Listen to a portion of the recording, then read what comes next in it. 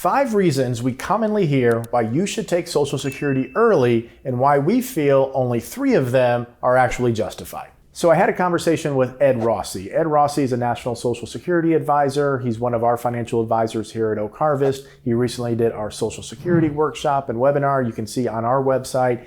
And Ed knows more about Social Security than any person I've ever met in my life. So we had a conversation and we actually came up with about 8 or 9 common reasons that we hear of why you want to take Social Security early. I decided to focus on 5 because 1, I don't want this video to be an hour long, and 2, we could really go down many different rabbit holes when we're looking at various analyses of different age and life expectancy and income levels, spending goals, asset base, a lot of different options there. And in order to cover all of them, we'd have to go into that. So we want to cover the top 5 most common reasons of why you should take Social Security early, but also understand what could go wrong, how this could all collapse if you don't understand these key facts.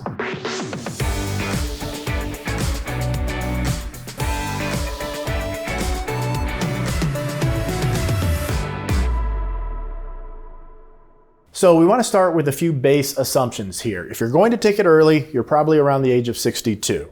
At age 62, if you qualify for the maximum retirement benefit, you're around $2,500 per month. That's your maximum Social Security benefit. 83, life expectancy, because someone who is thinking about taking it early doesn't plan on living to be 95 or 96. And then we wanted to start with something kind of realistic here, a $4,000 per month spending goal. So we're going to look at a couple different asset levels here, but we're going to start with someone who has $700,000 saved for retirement, $500 in IRA, $200 in non-qual, single, not married. So we're going to take that consideration out of the picture, because if you are married, one of the big considerations is if you die younger, then your spouse receives the higher of the 2 Social Security benefits. So for the purpose of this analysis, we're just looking at someone who's single. Reason number 1. You're expecting a shorter than normal life expectancy. And this is a valid reason to take Social Security early if you end up on the right side of that decision. So here we see the analysis of taking it early versus a delayed retirement strategy where we're going to wait until age 70. I want to show you this because 2 things. 1, the crossover point here doesn't happen until about age 78 or 79. If you live past 78 or 79, you will receive more from Social Security by deferring until age 70 than you will age 62. But if you only live until, let's say, 70 years old, we're looking at about $216,000, maybe $230,000 received from Social Security if you took it at 62 versus if you had waited until age 70. So clearly, if you're not going to live a very long time for health reasons or whatever it may be, then taking it early mathematically does make sense. Reason number 2, you want to keep more money inside of your savings and investments, so you decide to take Social Security sooner. Okay, same parameters that we discussed earlier, and we see visually quite clearly it does make sense in the beginning years to take from Social Security, because the blue line here is an optimized distribution and tax strategy for retirement versus the green line is simply showing the estimated account balances for taking Social Security early and then following the conventional wisdom sequence. So conventional wisdom is you let your retirement accounts defer. So the $500,000 in IRAs are being deferred here. They're spending down the $200,000 in non-IRA savings. Remember at the beginning, same parameters, $700,000 total savings. And we see quite clearly that your asset base stays elevated because you're taking Social Security to meet that $4,000 a month spending goal. So what we actually see here is, while the strategy makes sense in the beginning years, because your Social Security check is so much smaller than if you would have otherwise deferred it, later in life, due to inflation, you have to start taking more out of your savings. So your green line goes down, and then the blue line here increases. You have higher account balances for taking Social Security later in life. So I just want to show you that a bit more closely on the ledger. So over here, we have what would be the primary income distribution and tax scenario. Just want to focus on this column and this column. So here we have Social Security. Even at a life expectancy of age 83, it still makes sense to defer Social Security until 70 if we're looking at optimizing our income tax strategy and Social Security strategy. and then the before tax balance. So if we take Social Security early, here's your base strategy following conventional wisdom. We take Social Security and we preserve our account balances. So 700,000 here versus 592 drops to 510, gets into the 400,000s before we turn Social Security on. Over here, we stay pretty elevated with our account balances for many years in the beginning of retirement. And as we see, as we get out here to life expectancy, age 83, our balance, now it starts to increase back up. That combined with a much higher Social Security income, 36,000 versus 61 or 62, optimizing your Social Security distribution and tax strategy results in a higher level of guaranteed lifetime income from Social Security, higher account balances later in life, and all of this equates to much more security for you. When we compare over here, let's look at age 76, Social Security is 63, account balances of 584 versus Social Security at 37, account balances of 605. So right here, 77, 78 years old is when this asset-based crossover point occurs where you have less money because you took Social Security earlier, and therefore inflation has caused you to take more money out of your accounts. You have less of an asset base than over here, the deferred strategy, and significantly less guaranteed lifetime income. One of the foundations of a secure retirement is the ability to have income sources, multiple streams of income coming in that will be provided to you irrespective of the stock market's performance. So this guaranteed lifetime income from Social Security is a strong part of an overall foundation of a secure retirement. One other thing to point out here, and I'm not going to go down this rabbit hole today, we do have a lot of videos out here that talk about it. The taxes. This column is your estimated taxes. I just want to show you this. So total taxes with the optimized strategy, we're paying some taxes in the beginning years of retirement versus the conventional wisdom. We're really paying no taxes for a long period of time. Looks like more than 10 years.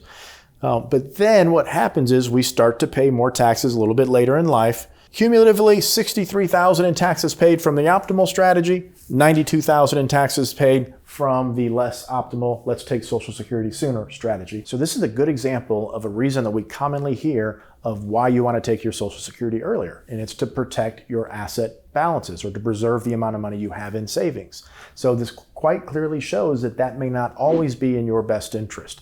Of course, how much you've saved for retirement, your spending level, your age, all of these factors should be considered in the context of an overall retirement plan with respect to your Social Security. One of the big takeaways here is not to make that Social Security election decision without having the full context, kind of like Paul Harvey used to say. And now for the rest of the story.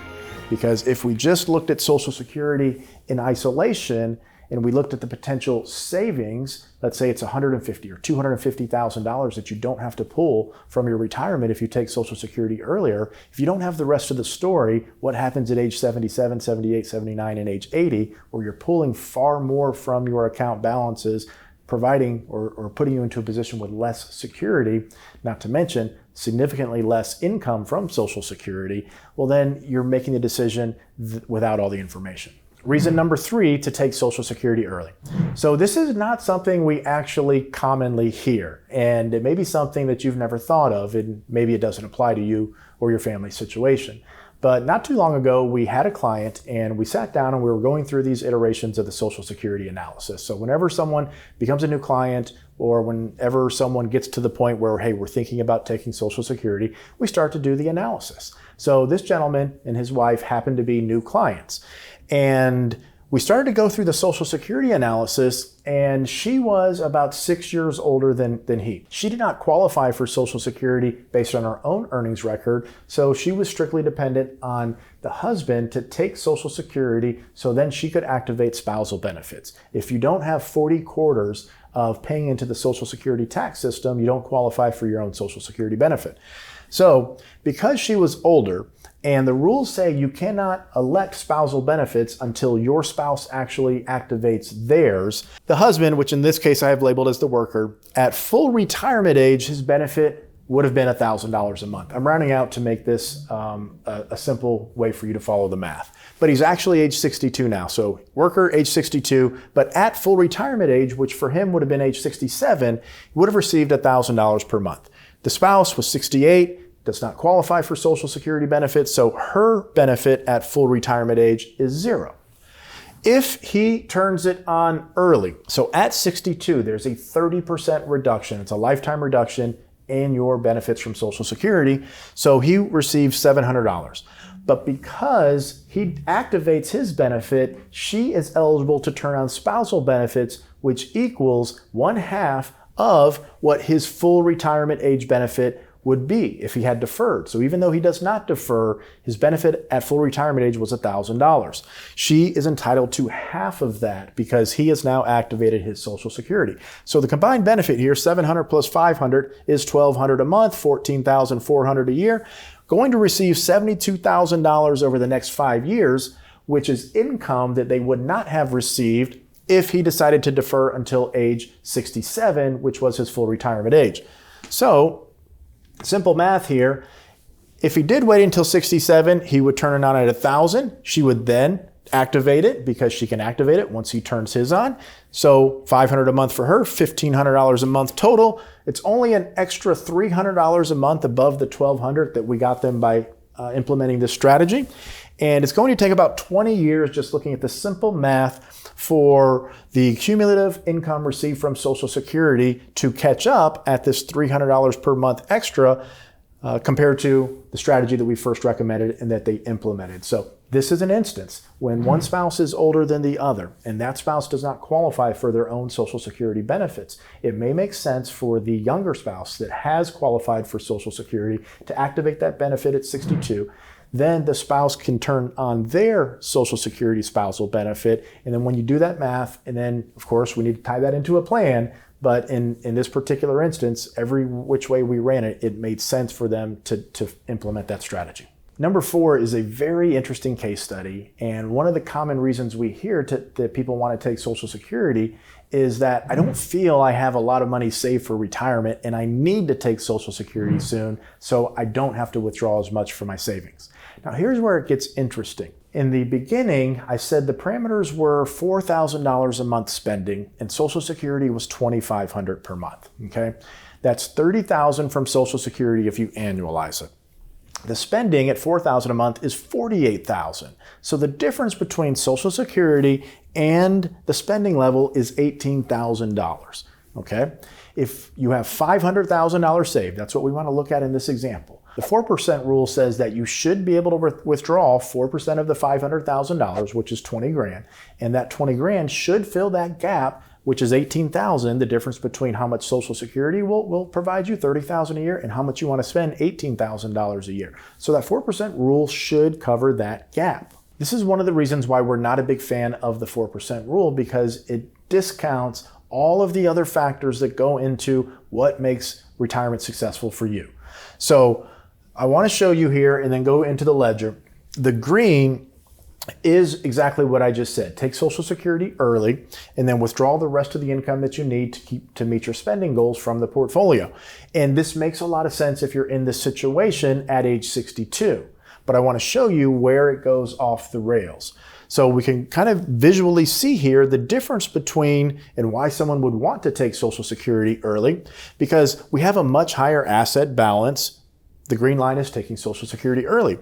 But what happens is, compared to taking it later, we're spending down our savings. Then we level off because we have so much money coming from Social Security, we barely need to tap into our savings at all. There's another concept, I'm going to do a calculation to show you here, that I think you should understand to help make this decision if you're considering something like this. But before I show you that calculation, I want to run through the ledger with you. Okay, so over here we have the optimized income distribution, tax, and Social Security election strategy. Very clearly we see we're deferring Social Security, but we're spending down the asset level. So this would be a very scary situation to be in if you were watching your $500,000 life savings deplete all the way down here to about $100,000 before you turn Social Security on. But once you get a full year of Social Security, it's $58,000, which exceeds most of what your spending goal is. Over here, we take Social Security early, and we see our asset balances stay fairly intact, at least in the beginning years here. But again, similar to the previous case study, because Social Security is so much less than what our inflation-adjusted spending goal is, we're forced to start spending down the portfolio pretty aggressively in our mid-70s to late 70s. So even at life expectancy of age 83, we see a very clear distinction here. One, we run out of money with the take Social Security early strategy. We have far less income from Social Security than the deferred strategy. But what we're not taking into consideration, I think, at age 62, or when we're considering electing this strategy, is what the actual value of this lifetime income payment is at age 70. I pulled up a time value of money calculator so we can look at the actual value of that lifetime income stream. So the Social Security, just coming back here, of about $60,000 at age 71, even though we have about $100,000 left, $91,000 of savings. But we're not oftentimes considering what the actual value of this payment stream is for the next 12 years of our life expectancy. So discounting at a rate of 3%, the present value of that income stream over a 12-year period is actually $600,000. So even though in the optimized Social Security strategy compared to taking it early, we're down to about $100,000, and we went through this very emotional period where we're probably feeling uncertain and not sure if we made the right decision. We have to take it in consideration that this income stream from deferring Social Security, the $60,000 a year increasing, is actually worth about $600,000 to you. And it's actually worth more because in the time value of money calculation that I did, it wasn't entirely accurate because that was looking at a series of even cash flows when the correct calculation would be to look at a series of uneven cash flows, the present value of a series of uneven cash flows. But because that calculation takes a lot more time to work, you have to manually enter all those uneven cash flows. I just did the simple version. It's a more conservative, and it's about $600,000. One other thing to note there is technically I would want to go back in, or I should go back in and add in this first year of cash flow, which I didn't, of $48,000. So really it's probably worth somewhere between $700,000 to $750,000 when we were to add back in the first year's cash flow as well as the increasing payments from the Social Security cost of living adjustment. So it's a pretty substantial value, that higher Social Security check. For comparison purposes, if we look at the same calculation and at age 71, we have about $35,000 of Social Security benefits. And if we look at the present value of that income stream, $35,000, same variables here, $348,000. So now if we come back and we add the $348,71 to the $341, we get about $700,000. So about roughly the same calculation there, but if we look at the decreasing asset balance, if we run that calculation in any subsequent year, it's going to be a negative net present value. And what the decision to take Social Security early, what it fails to look at is all of the other variables in retirement. So this is why making this decision inside of a plan is the most important thing that you can do. We don't want to just make this Social Security decision by how we feel or what we think is the right thing. We need to be able to look at the math, look at the plan, how these different variables come together. And after we do that, if you still decide that it makes sense to take Social Security early, then go for it. You've made the decision with all the information. But as we start to go through this with people and start to show them quantifiably why it may or may not make sense, but also what really impacts people the most is having these conversations and actually feeling the feelings, having the visibility to see, okay, if I make this decision, this is what the future looks like. How would I feel? How does that make me feel now? How would I feel at age 70 or 75 or 77? In going through that process, you may not come to the moment of clarity right in that instant, but as you go home, think about it, pray on it, you oftentimes come to the decision that's right for you and your family. The number 5 most common reason we hear from people of why they want to take Social Security early comes from those that have accumulated a great deal of wealth for retirement. I'm talking 2 million, 6 million, 10 million. They feel that it's possible that a means testing system could be put into place. So when you've accumulated a large sum of wealth, a couple of things happen. One, naturally, your income is typically much higher because interest, dividends, or required minimum distributions, if a lot of that wealth that's inside retirement accounts, forces you into higher income tax brackets. And if that's the case, and the government says, okay, anyone who makes over $150,000 a year in retirement should have a 25% reduction in Social Security or a 50% reduction. I don't know that this is going to be the case, but I do know one of the recent studies from, I believe it was the Congressional Budget Office, proposed a bunch of solutions to help fix the Social Security shortfall, the budget shortfall. So we do not think that Social Security is going away. But one of the proposed solutions, and this is a very realistic possibility for those people that have accumulated a large sum of wealth, is that a means-tested system could be put into place. And if that does come to fruition, it means if you have income over a certain level, then a certain percentage of your Social Security benefits could go away. Now, I don't want to alarm anyone. I don't want to scare anyone. I'm not necessarily predicting this. I'm just taking info from what the government has put out as a possible solution to the Social Security budget shortfall and helping you understand why it is a common concern that we hear and forces some people in that situation to want to take Social Security sooner. Means testing is not new. We have it in a lot of aspects of the tax code currently. A great example is the net investment income tax. So not too long ago, this tax did not exist, but if you are a married couple that makes over $250,000 a year, there's an additional 3.8% surtax placed on your investment income. Same thing with Medicare. Not too long ago, IRMA did not exist. IRMA is an acronym. It stands for Income Related Monthly Adjustment Amount, and it is an excise tax on your social or Medicare benefits based on the level of income. So if you cross over a certain level of income, you have to pay more for Medicare. There are other aspects of the tax code, of course, where if you reach certain levels of income, deductions go away, there are phase outs. So this is not something that's new, and it is a proposed solution potentially for fixing the Social Security shortfall. So that is a common reason, and that one, it's really subjective. You're going to be okay one way or the other if you take Social Security or do not take Social Security, or if it goes away, assuming you don't spend a ridiculous amount of money based on that wealth that you've accumulated. So these are 5 reasons that we've commonly heard of why people want to take Social Security early. 3 of them I think absolutely can make sense. A couple of them obviously do not, and it's up for you to gather all the information, look at Social Security not in isolation, but in the context of an overall plan, and make the best decision for you and your family.